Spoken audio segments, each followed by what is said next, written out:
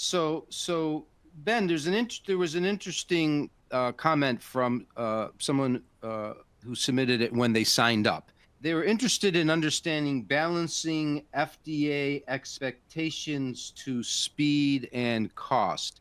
And why I thought that was kind of interesting was with all these fast track programs and orphan drug programs, and it seems like the FDA is trying to speed everybody up, but wants everyone to do it the right way. So what is the FDA expectations and the balance with speed and with cost as you can see there at GSK? Yeah, so it's a good question. I mean, there's no question that the agency definitely wants to support, getting important drugs to patients faster. I would say that to some extent, oftentimes FDA's role is that they are having to essentially functionalize or put into practice something that's coming down from the higher legislative level. And so they don't necessarily design some of these programs like Fast Track. They're oftentimes kind of handed a requirement to make something like that happen. And so sometimes there is a bit of a disconnect between the actual real benefit that you see as a company that's trying to develop a drug and advance it versus what I would say the sort of higher level intent is behind the law regulation that it came from.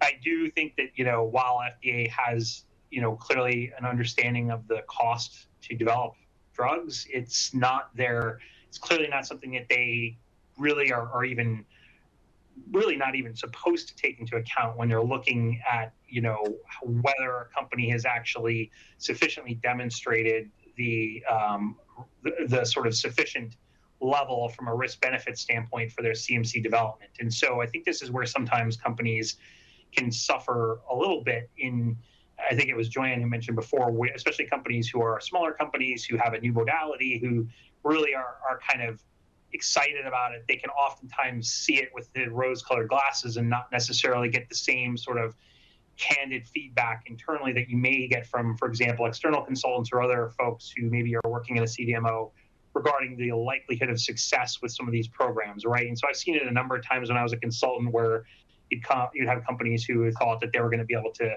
speed development a lot more quickly based on the promise of their therapeutic. But indeed, once they actually started getting feedback from the FDA, and we're hearing similar things from consultants, they would hit walls pretty quickly and see a lot more extensive timelines come out. So I think the bottom line is if you're trying to take advantage of, FDA's, sort of flexibilities and, kind of desire to push those programs forward, you really have to be very, I would say, be your own harshest judge, right? Look at yourself with really a lot of candid, thoughts, and make sure that if you're looking at CMC, that it's not oftentimes, overlooked as being a critical part of that discussion. Because clearly, with some very rare exceptions, for example, we see it with breakthrough designation, which is a hard designation to get with FDA.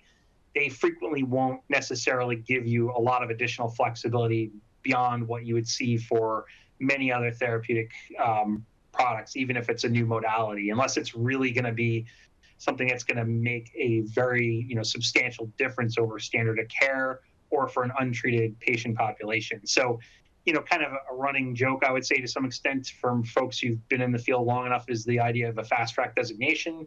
You see every company, kind of lauding that, and, we're no different. But the reality is fast track designation is oftentimes seen as a checkbox exercise. It's not frequently looked at as a serious way to accelerate a company's development activities. And if you're relying on something like that to actually get an additional amount of support from the FDA on your CMC development, I think you're probably putting your eggs in the wrong basket. So just to kind of make sure that you're really focused on being your own harshest judge on some of these matters.